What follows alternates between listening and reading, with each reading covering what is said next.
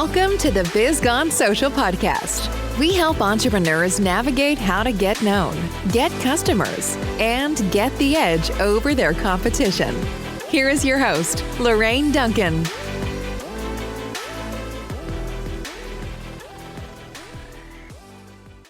So here we are on the Biz Gone Social podcast, and I'm so glad to be here. And my promise to you, as always, is I want to give you a little bit of verbal caffeine that's going to energize your business and your social media marketing and help you stay social. Because after all, don't you want to be the business everyone's talking about? I know I do. And today I'm really excited to have Layne Rodney with me. And Layne, you are a little bit different than most of the people that I have on my show, but you have an amazing story. And tell us a little bit about who you are, what you do, and what are some of the things you're doing right now. Sure. Again, it's Layne Rodney. I have a blog called Stamford by Foot. When the pandemic started, I just couldn't sit home, and I started walking all over the place. I'd had my wife drive me around, and I would walk home like 7 or 8 miles. And the more I saw, I thought, this is something I would love to tell to people. So I've started this blog again, Stamford by Foot. And I've started doing helping people, advertise. I carry signs now I've done some political signs. I've done some other signs. And I just noticed what's going on around the town, and I report on it.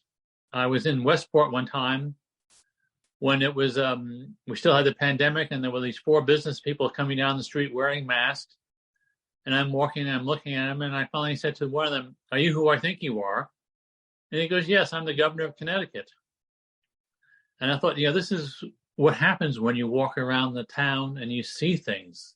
When you drive, you can't turn your head and look at what's going on, or you can't stop the car and stuff. And that's what I'm able to do these days. It's quite interesting. I mean, I'm amazed how many animals I see around. I've seen foxes, coyotes. I was in downtown Stamford last week, and on the old town hall, there's a hawk looking down at me.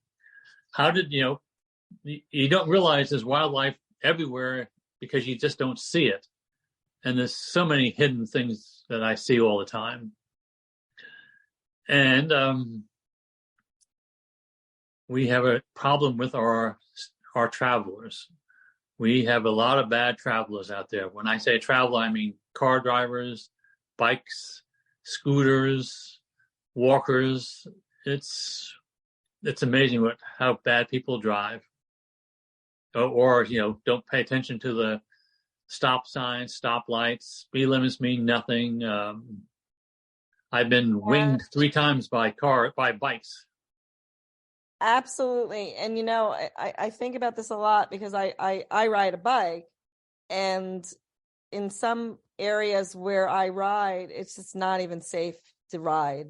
It's like I'm taking my life in my hands, and so I can imagine as a walker, I mean, many times, I think one of the biggest things, and I think you said it, that, bad traveling is sad, because I think a lot of people just aren't paying attention, and it's like, that's the biggest thing, or they're on their phones. I mean, I've seen walkers not paying attention because they're on their phone. I've seen bikers not paying attention because they're on their phone. And I've seen bikers texting. Yeah. I mean, I don't know how and I'm like, that. no. Oh my gosh.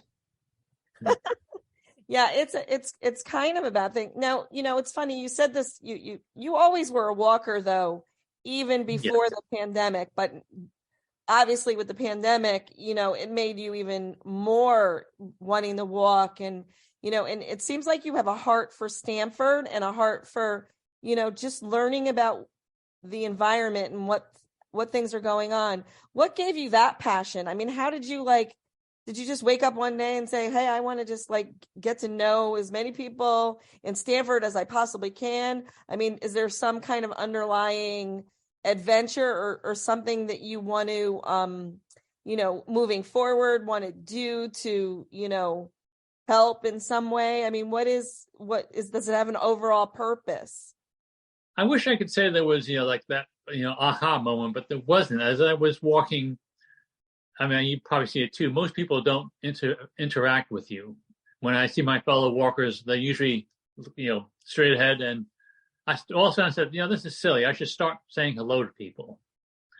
And I think probably what happened was I was a Census Bureau taker. I mean, I worked for the Census Bureau 2 years ago. And what I found was amazing is once you got past that I can't stand the government, these people were desperate to talk. I would spend sometimes half an hour, 40 minutes just listening to someone talk. Once you got past I said, I can't stand the government. One lady, she was like, no, I did it already. I don't want to be bothered. You're wasting my money. And I said, no problem. And as I turned to leave, I said, by the way, I like your rose garden. And that opened the flood. 45 minutes later, I finally said, I have to go. Wow. So, and I was a part of the Stamford entrepreneurial group.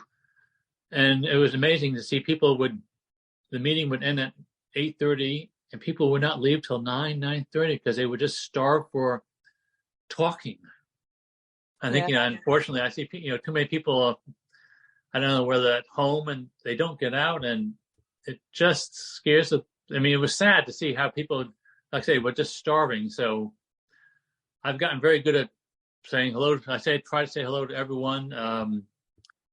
And it's funny, as you go to more meetings and stuff, you get to know people, and I've had people come up to me and like, it's you. I'm like, yes, it is me. She goes, no, it's you. I said, yes, I know who you're talking about. It's me. You've seen me walking around Stamford.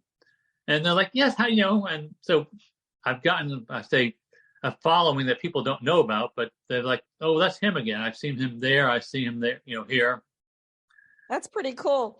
A lot what I do, is working with business owners. And I've noticed over the years that, especially during the pandemic, I had to make myself available online more because there wasn't in-person meetings that were meeting in person.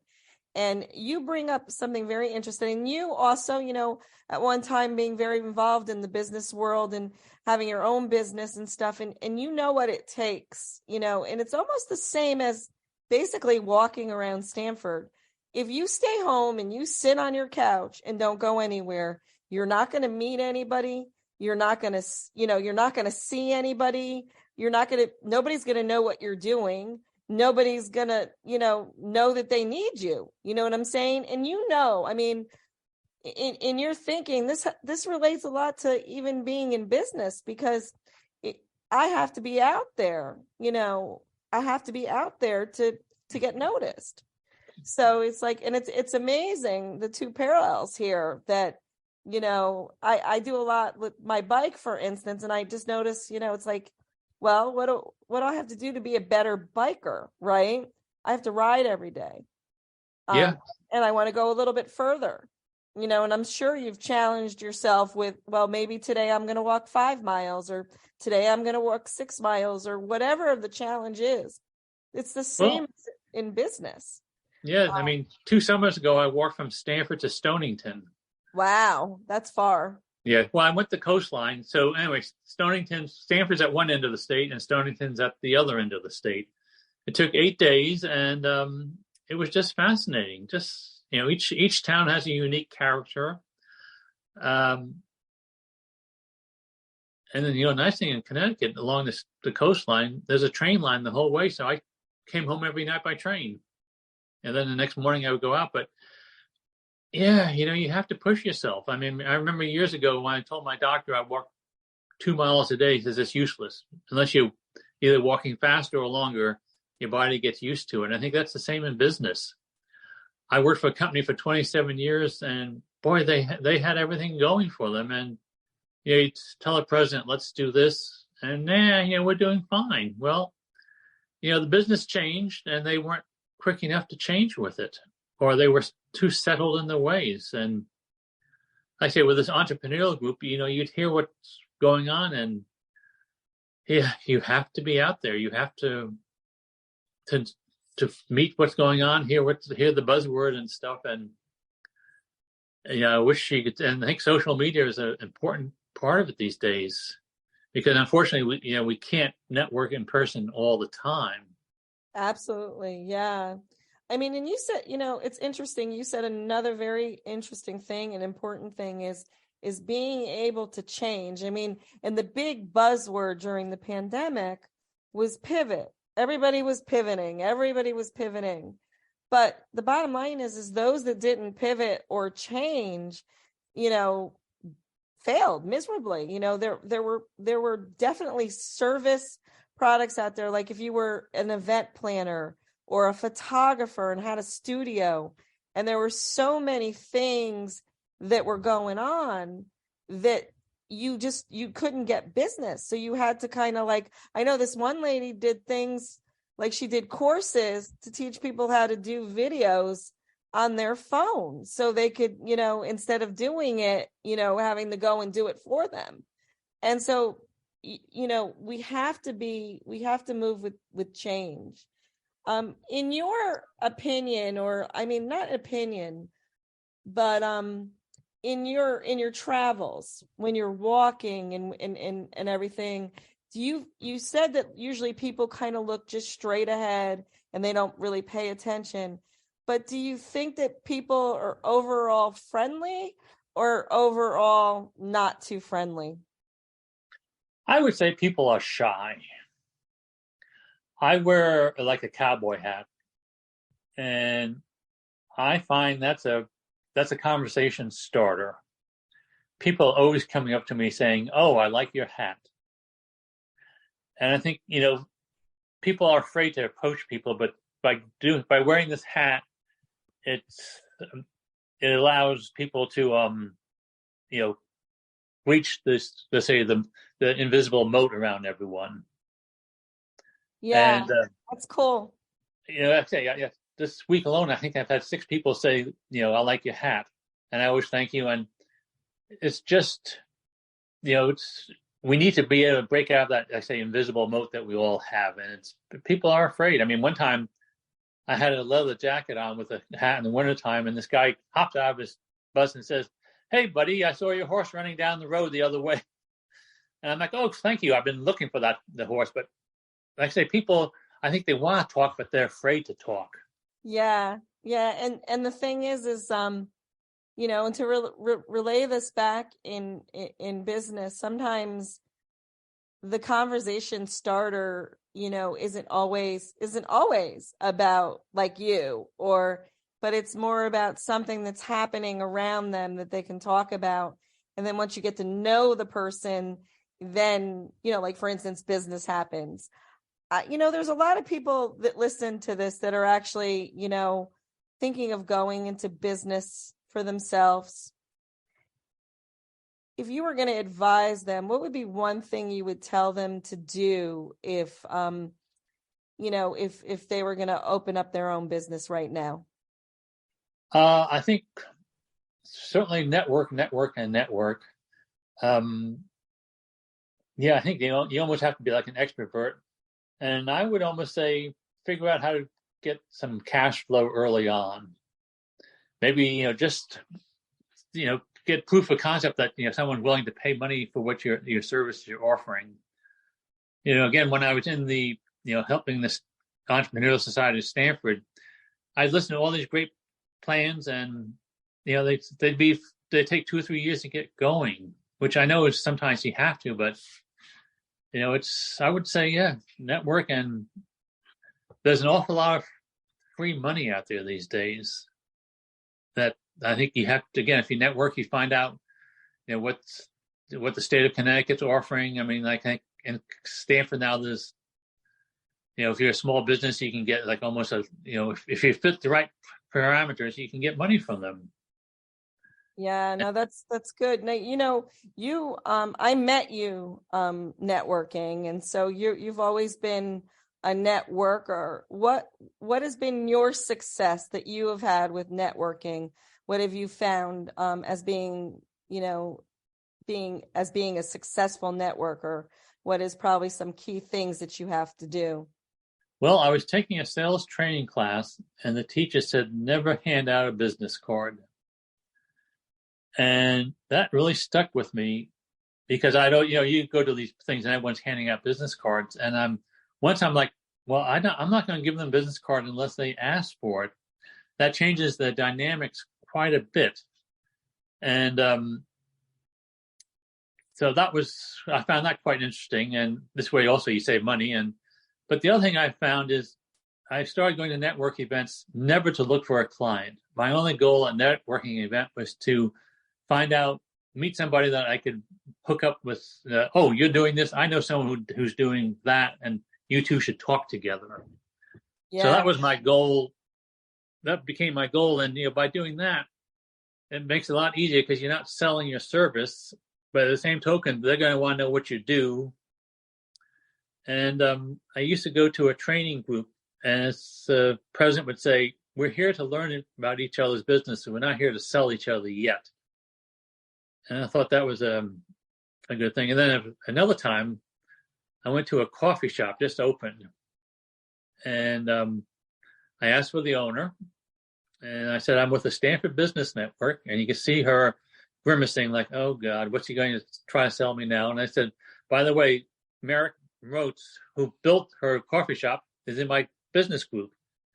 And, as soon as she realized it wasn't going to, harass her to buy something, she relaxed and we had a great conversation. So I think, get the network. I mean, get get someone to know you first, or get to know them. Absolutely. And, yeah. Yeah, absolutely. And I feel like you've always been really good at that. I mean, even when back in the day when, you were, doing the video stuff and everything, you never tried to sell me anything. It was always when we got together, we were, you were getting to know me and asking me questions. So I think that's like a really key to networking is, and you never know. I mean, I was just sharing this the other day. This is a very interesting story. I was sharing that I was at this networking event. It was in Stamford, and I believe it was a Chamber of Commerce event. And I was actually I was talking with somebody. We were talking about like bands, and I was just asking him all these questions about his band and all this. And I was in between. I said, are you like doing any marketing for your band, or are you? And I guess somebody was listening that wasn't in the conversation at all. And about 2 weeks later, after that event, I got a call from them and said, I overheard your conversation with this guy, and I was really intrigued, and I wanted to learn more about like how you help people or whatever. Well, I ended up getting a client from an event that I didn't even share anything about my business. Yeah, that's the joy of networking, because you never know. I mean, first, you never know who's going to be there. And I've at events where, someone would come by, he'd walk up to every person and hand the card out. And you're like, I'm never going to talk to this person. It's, you have to, build up the network first.